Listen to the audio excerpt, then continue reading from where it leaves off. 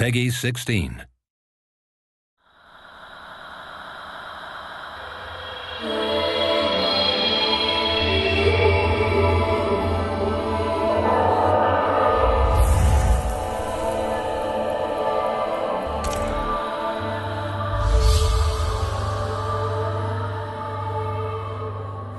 We, as a studio, we always use performance capture in all our games. It's a technique that we pioneered in games with our last game. So on Enslaved, we're working with House of Moves to do the performance capture. This is my first mocap experience. Yeah, it's awesome. I did work with Andy on his last project.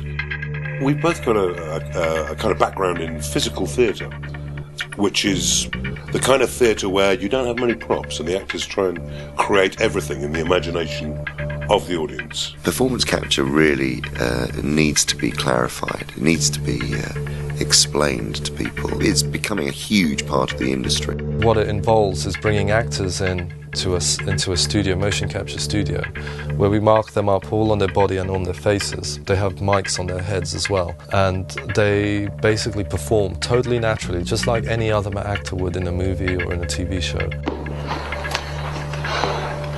Okay, I need a few minutes to get this open. You keep watch, make sure no one sees us. We had 3 days of rehearsal before we started any kind of actual capturing, where Tamim and Andy and I got to sit down and really plot out from the beginning each scene. Monkey! Yeah. We got one problem. Yeah, what's that? It's a license to have fun, to create as part of an ensemble. Admittedly, quite a small ensemble, but you know that you're creating an imaginary event. Are they mechs? So these are mechs, not slaves that are coming to attack? Yeah, the mechs. We're reaching a point now where people are beginning to understand there's a necessity, there's a human need in having storytelling impact in gaming in a big way.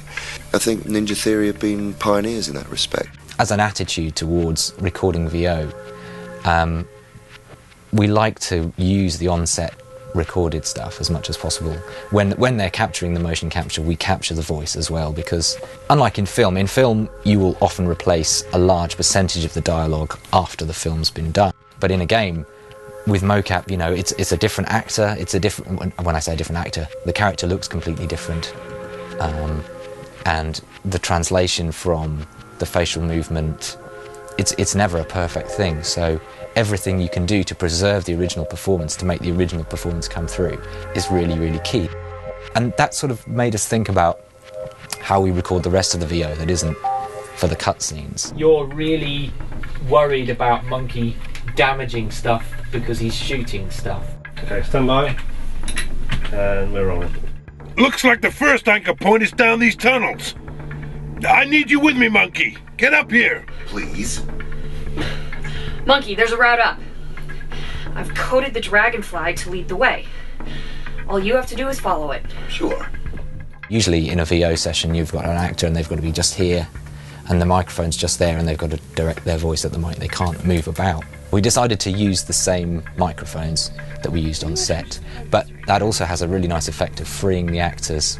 So we had them all with head mics like they had in the mocap session, and that just means they're free to jump about, lie on the floor, roll around, and they did, without thinking. They just do all of the things that the characters are doing in the game whilst they're delivering the lines, and it just gives so much life to the performance. Whoa! Let me disable the security systems. Yeah, sounds like we're gonna have a bit of mech action in here pretty soon.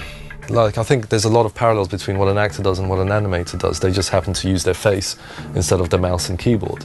At the same time, there's people like me that are basically making sure that the technology and everything is all kind of working and going to be ready for them. All the cameras really care about is points in space, and that's all that we're retrieving from them.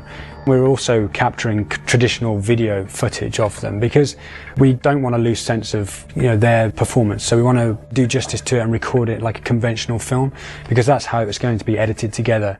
Are you and Trip? And me and Trip what? Are you together?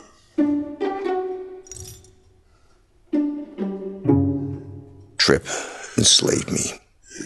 And if I don't do what she says, she causes me a lot of pain.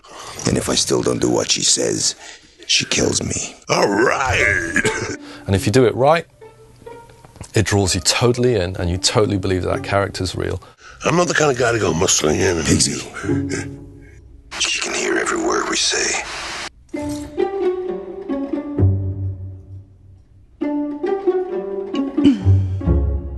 Thanks, everybody. That was great.